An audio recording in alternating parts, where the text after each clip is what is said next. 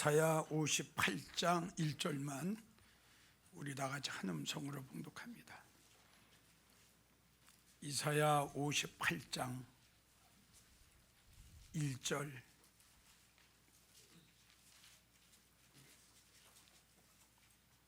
시작.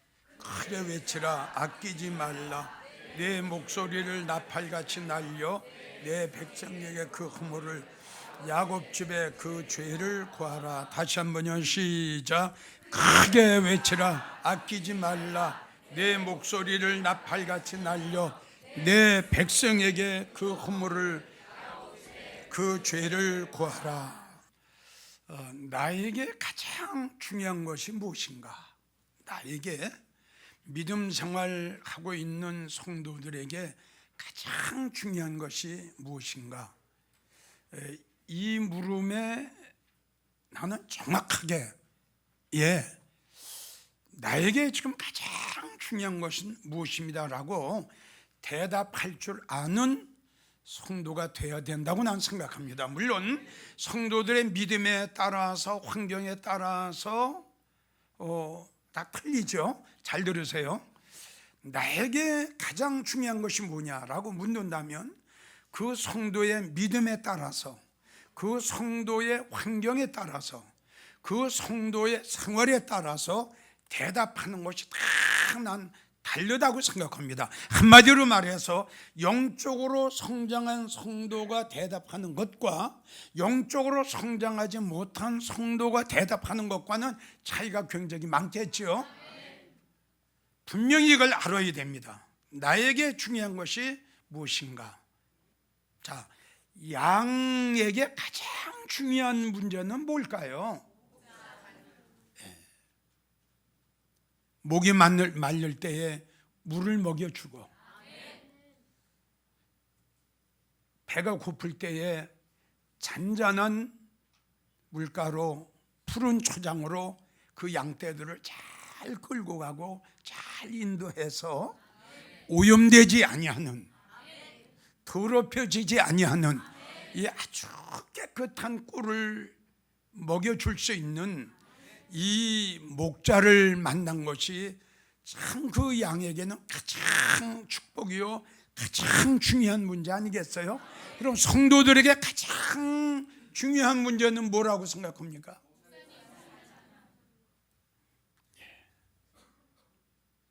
성도들에게 가장 중요한 거, 가장 소중한 거, 정말 중요한 것은 내가 어떠한 목사를 만났느냐, 이것이 가장 중요하다고 그랬죠.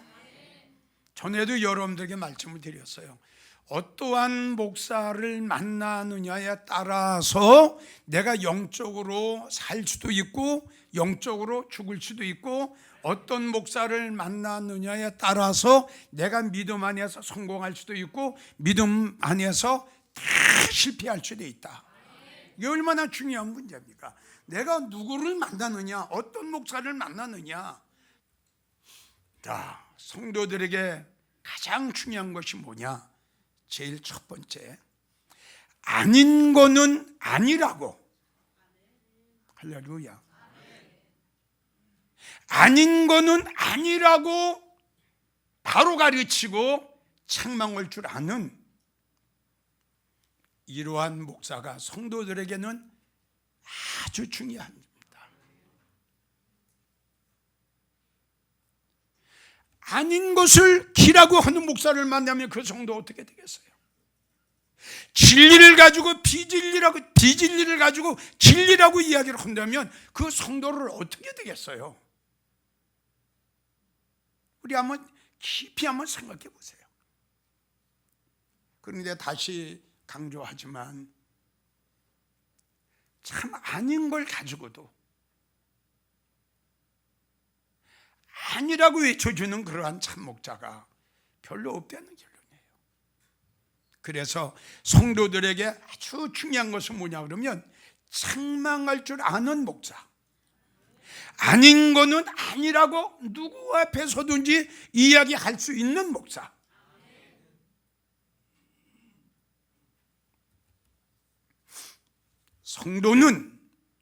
성도님은 지금 영적으로 죽어 있습니다. 성도님의 지금 믿음은 야고보 2장에 나오는 행함이 없는 죽은 믿음 가지고 있어. 지금 전혀 행함이 없잖아. 입으로만 주여, 입으로만 사랑, 지금 이렇게 하고 있잖아. 전혀 주님으로 해서 한 게 아무것도 없고 복음으로 해서 한 것도 아무것도 없잖아. 이걸 아셔야지. 행함이 없는 믿음은 죽은 믿음이라고 우리 주님 말씀하셨어. 성도님이 지금 가지고 있는 믿음은 14가지 믿음 중에 제일 꼬렙이 행함이 없는 죽은 믿음을 가지고 지금 믿음 생활하고 있어. 성도님은 하나님 앞에 너무 인색한 성도야. 성도님은 그렇게 믿음 생활을 하면 예수님 오실 때 슬피 울게 될 거야. 어둠에 처하게 될 거야. 가슴을 찢게 될 거야. 엄청나게 후회할 거야. 내가 왜 이렇게 믿음 생활을 했나? 목사님이 한 번만이라도 책망을 해 줬으면, 목사님이 한 번만이라도 야단쳤으면, 너는 살아있지 않고 영적으로 죽어 있다고. 성도님들, 이 설교를 잘 좀 들어서 기분 좋은 설교, 들어서 아주 좋은 설교 좋아하지 마세요. 성경에 이런 말씀이 있어요. 지혜자의 설교는 너를 찔른다. 할렐루야. 네가 들어야 할 설교, 네가 고쳐야 할 거, 아멘. 네가 버려야 할 거, 네가 떠나야 할 거, 네가 해야 될 거, 네가 회개해야 될 거. 참 목자는 이렇게 책망의 설교를 한단다. 하나님이 에스겔 선지자에게 두루마리를 주셨지. 뭐라고 그러셨어? 뭐라고 그러셨어? 전해라. 타락돼 가는 이 백성들에게 전해라. 하나님의 심판이 가까웠다고. 아이고, 하나님 나 안 걸립니다. 왜 안 가냐? 안 들어요. 안 들어. 그렇게 애원을 했는데도 하나님 안 들어요. 에스겔아, 듣든지, 아멘, 안 듣든지 상관하지 마. 네가 해야 할 일은 가서 나팔만 불어. 이렇게 해줘야 돼. 목사. 듣든지 안 듣든지 외쳐줘야 돼.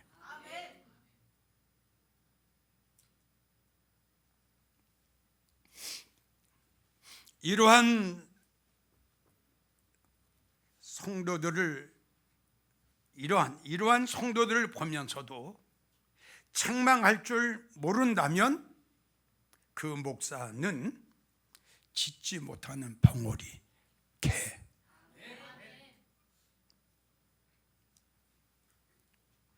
내가 지금 짖지 못하는 벙어리 개라 그러면 여러분들 불행해져.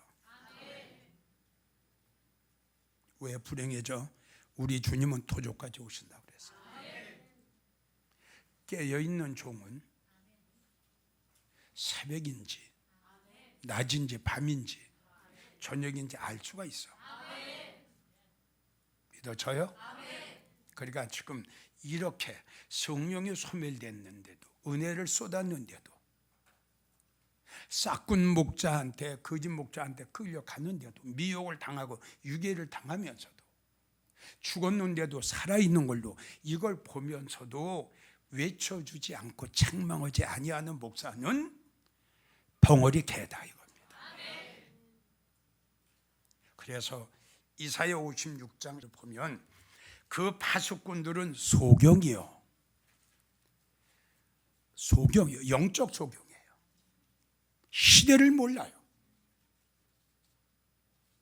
우리가 살고 있는 때가 어느 때인지 시대를 몰라요. 영적 소경이에요. 무지하며 미련한 목사예요. 벙어리 개라. 짓지 못하며 꿈꾸는 자여 이 땅의 소망이에요. 믿어주면 아멘. 꿈을 꾼다는 것은 하늘의 소망이 아니라 이 땅의 소망이에요. 여기서 출세해야 되기를, 여기서 성공하기를 원하고, 여기서 이름 있는 목사가 되기를 원하고, 여기서 행복하게 살기를 원하는 목사, 이런 목사를 가지고 주님 말씀하시기를, 너 꿈꾸고 있구나. 너 꿈꾸고 있는 목사. 잠자기를 좋아하는 자니, 잠자기를 좋아한다는 것은 뭐냐? 편안하게 목회하는 거예요. 말씀 보기도 싫어해요. 기도하기도 싫어해요. 하나님의 일을 하는 걸 싫어해요. 싫어해요. 잠자기를 좋아해요. 편안하게 목회하기를 원해요.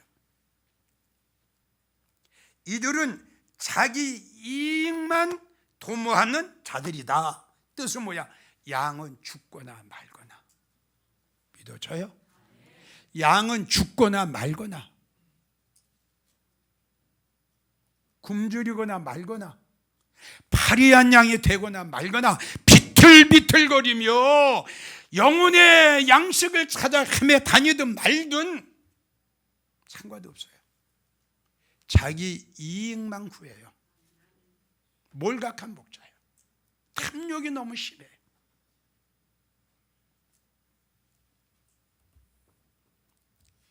이러한 목사가 있는가 하면, 심지어 어떤 목사는 예레미야 6장 13절로 보면 평강이 없는데도 평강하다, 평강하다. 무슨 뜻인지 알겠어요? 은혜가 없어요. 주님이 안 계세요. 성령 소멸됐어요. 말씀도 없어요. 하늘의 소망도 없어요. 마음의 평강도 기쁨도 없어요. 그런데 이 목사님 보세요. 됩니다, 됩니다. 삽니다, 삽니다. 알곡입니다, 알곡입니다. 평강하다, 평강하다. 하나 어떻게? 평강이 없어요. 성령이 없어요. 은혜가 없어요. 주님이 안 계세요. 말씀이 없어요. 기쁨과 즐거움과 평강이 없어요. 그러면서도 어느 목사인가는 있다는 거예요, 글쎄.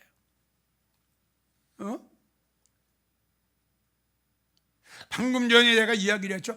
죽을 사람 보게 되면 죽는다고 이야기를 해줘야지. 자, 죽을 사람 가지고 산다 이거예요. 에스겔 13장 1절을 보면 선지자들은 황무지에 있는 여우 같다. 그러니까 평강이 없는데도 평강이 있다. 바람 잡는 목사, 여우 같은 목사. 여우 같은 목사는 지금 이야기한 대로 사람 비유 맞추는 거예요. 이거 영적 사기꾼이야. 자, 이런 영적 사기꾼 만나면 어떻게 되겠어, 성도가? 잠언 6장 23절, 훈계와 책망은 성도의 생명이다. 생명이야. 이 설교를 받을 때에 생명이 되고, 이 설교를 아멘으로 받을 때에 사는 역사가 일어나지. 아멘. 아멘으로 받을 때에 훈계와 책망은 그 성도의 생명이라고 그랬어. 이걸 아멘으로 받아야 그 성도가 사는 거야. 생명이야, 생명. 책망은 생명이라고 그래. 생명.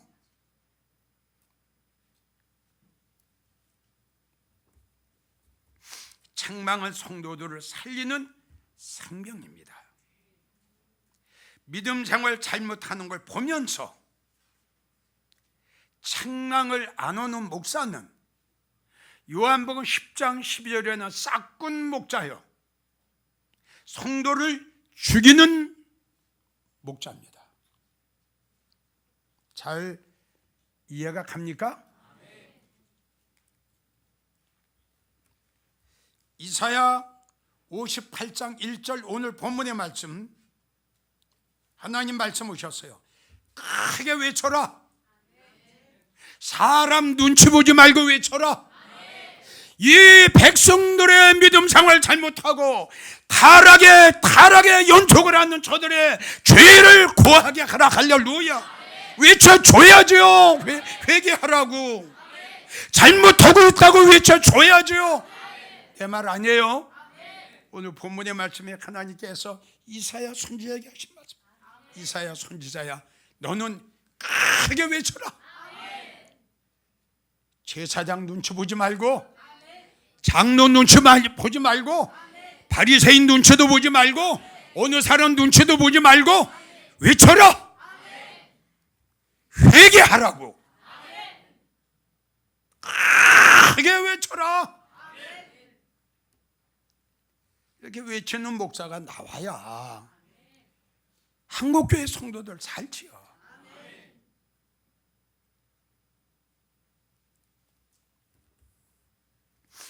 열왕기상 18장을 보면 엘리야가 하나님의 백성들이 하나님을 등지고 바알을 섬겼죠. 그때나 지금이나 어쩌면 이렇게 똑같아. 하나님을 배신, 하나님을 배도, 하나님을 배역, 하나님을 거역, 하나님의 말씀을 무시, 이러면서 지금 우상들에게 절하고 있잖아. 엘리야 시대 때도 똑같아. 많은 사람들이 다 바알에게 무릎을 꿇은 거야. 다 바알을 섬기는 거야. 어떠한 사람도 하나 외쳐주는 사람이 없었어. 엘리야 하나였어요. 당신네들이 지금 섬기는 바알은 하나님이 아니고 참신이 아니고 진리가 아니다. 이단이다. 이단. 그 대신이다. 엘리야 혼자서 외쳤어요.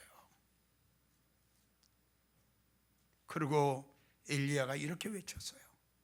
이스라엘 백성들을 향해서 하나님의 단이 무너지고 있다. 하나님의 교회가 더럽혀지고 있고 하나님의 교회가 망가지고 있다. 성결하고 정결하고 깨끗하고 거룩해야 될 하나님의 단이 이렇게 무너지고 이렇게 망가지고, 말라기 1장을 본 말라기 선지자가 외칩니다. 하나님의 단이 더럽혀져 가고 있다고. 말라기 선지자가 이렇게 외쳤건만 그 당시에 하나님의 말씀을 외치는 자들이 하는 말 좀 보세요. 언제 내가 하나님의 단을 더럽혔냐? 언제 내가 하나님의 교회를 더럽혔어? 어쩌면 그때나 지금이나 이렇게 똑같아요. 하나님의 단을 망가뜨리고 하나님의 단을 더럽히고 하나님의 단을 무너뜨리게 하면서도 누가 하나 지금 깨달았습니까? 누가 하나? 내가 언제 우상을 섬기는 자들을 데려다가 하나님의 단을 망가뜨릴 때까지 망가뜨려 놓고도 깨닫지 못하면서 내가 언제 하나님의 단을 더럽혔느냐? 지금 이렇게 나오고 있잖아요. 말라기 선지자가 외쳤지만은 어느 누구 하나 그 외침에 귀를 기울이는 자들이 없었어요. 참 이러한 엘리야와 같은, 말라기 선지자 같은, 이사야 선지자 같은 이러한 주의 종들이 우리 성도들에게는 중요해요. 두 번째, 성도들에게 중요한 것이 뭐냐? 성도들의 영혼을 위해 가슴 아파해서 밤마다 울고 있는 목자. 내 영혼을 위해서. 아멘. 내 영혼 때문에, 나 구원 때문에. 예수님 오실 때 버림받지 않을까? 저거 환난 속에 들어가지 않을까? 마태복음 7장에 나오는 것처럼 주여 주여 난 너를 도무지 몰라. 이러한 성도가 되지 않을까? 이걸 염려를 해가지고 가슴 아파해서 울어. 이런 목사가 나에겐 필요해. 나에겐 중요한 거야. 뭐가 중요해? 나의 영혼을 위해서, 나의 구원에, 나의 문제를 위해서, 나의 장래를 위해서. 혹시 예수님 오실 때 버림받지 않을까? 어둠에 처해서 이를 갈고 몸부림치고 후회하지 않을까? 저렇게 믿음 생활하면 틀림없이 후회할 텐데. 저렇게 신앙생활을 하다가 가슴을 찢으며 정말 후회할 텐데. 후회해서도 될 일이면 얼마나 좋겠어. 마태복음 25장을 보세요. 버림받은 다섯 처녀가 주여 주여 내가 왔사오니 문을 열어주소서 했죠. 문이 열렸나요? 안 열렸어요. 기회를 놓쳤단 말입니다. 회개해야 할 기회를 놓쳤고요, 돌아서야 할 기회를 놓쳤고요, 회개해야 할 기회를 놓쳤어요. 결단해야 할 기회를 놓쳤단 말입니다. 예? 문을 두드렸어요. 준비해가지고 와서 기회 놓쳤어요. 성도들에게 참 중요한 것은 그 성도의 영혼을 위해서, 그 성도의 구원 문제를 놓고 그저 가슴 아파해서 밤마다 기도할 때마다 예수님, 저 성도 깨닫게 하옵소서, 알게 하옵소서. 왜 저렇게 깨닫지 못합니까? 왜 생활의 변화가 왜 저렇게 없습니까? 가슴이 터질 것 같아. 가슴이 미어질 것 같아. 자, 한번 들어봅시다. 예레미야 4장 19절. 슬프고 아프다. 예레미야 선지자가 지금 하는 것 좀 슬프고 아프다. 내 마음이 아프고 내 마음이 찢어지는 것 같다. 내 마음이 칼로 도려내는 것 같이 아프다. 내 마음이 답답해서 잠잠할 수가 없으니 이는 나의 심령 내가 나팔소리와 전쟁의 경보를 들음이로다. 패망이 연속하여 온 땅이 탈취를 당하니 나의 천막은 호련히 파멸될 것이고 나의 시장은 잠시간에 열파되리니 내 백성은 나를 알지 못하는 우준한 자여 지각이 없는 미련한 자식이라. 악을 행하기에는 지혜가 있으나 선을 행하기에는 미련하구나. 6장 15절을 보면 그들이 가증한 일을 행할 때에 부끄러워했느냐? 무슨 말인지 잘 이해가 갑니까? 그들이 하나님 앞에 거역을 하고 믿음 생활을 엉망으로 했는데 그들이 그걸 아느냐? 그들이 그걸 깨달았느냐? 그들이 그걸 가지고 가슴을 치며 하나님 앞에 엎드려 회개하고 눈물을 뿌렸더냐? 돌이켰느냐? 하나님 앞에 잘못했다고 두 손 들고 회개했더냐? 얼굴도 붉어지지 않았다. 조금 더 깨닫지 못했다. 내 백성이 굵은 배를 동이며 재에 굴며 목자를 잃은 것 같이 슬퍼하며 통곡해라. 멸망시킬 자가 후련히 우리에게 임할 거다. 아멘. 예레미야 선지자가 백성들에게 내 백성아, 굵은 배를 동이고 재에 굴며 하나님 앞에 슬퍼하며 통곡해라. 왜? 하나님께서 멸망시킬 시간이 가까웠다.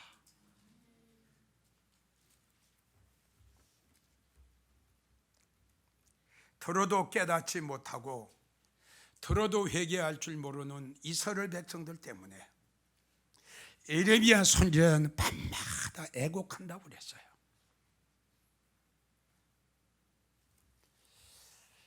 전국에서 이 설교를 듣고 계시는 사랑하는 주의 종들, 어떤 성도라도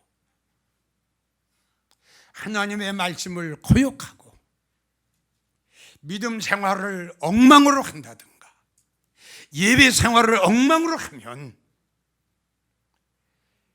할 말은 하십시오. 책망하십시오. 쓴소리 하십시오.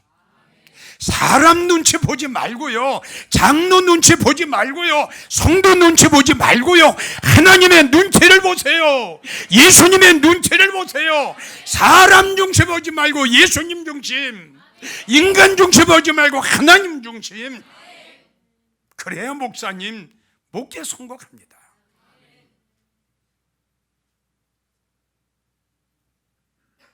그리고 목사님들, 예레미야 선지자처럼 성도들의 영혼을 위해서 염려하고 걱정하고 성도들의 구원 문제를 놓고 안타까워, 정말 안타까워. 정말 목사님이 천국과 지옥이 믿어지면, 정말 목사님이 우리 예수님 오실 때 알고가 쭉정이를 그리고 양과 염소를 심판하는 걸 믿어지신다면, 마태복음 24장 한 여인은 데려감을 당하고 한 여인은 버림받아 슬피 울었는데, 이 말씀이 우리 목사님이 정말 진정으로 믿어진다면 이제부터라도 우리 목사님들 성도를, 그 영혼을 사랑하는 마음을 가지시고 예레미야 선지자처럼 밤마다 가슴 아파 하나님 앞에 그 영혼을 놓고 기도할 수 있고 간구할 수 있는 우리 목사님들 꼭 되셨으면 좋겠고요. 사랑하는 주의 성도들에게는 무엇보다도